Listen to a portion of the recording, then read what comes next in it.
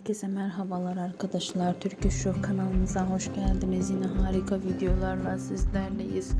Yakışıklı oyuncu Mert Yazıcıoğlu ve onun partneri güzeller güzeli oyuncu Mina Yazıcıoğlu'ndan yepyeni kareler geldi. Biz de sizlerle paylaşıyoruz. Siz de kanalımıza abone olmayı, videomuzu beğenmeyi unutmayın.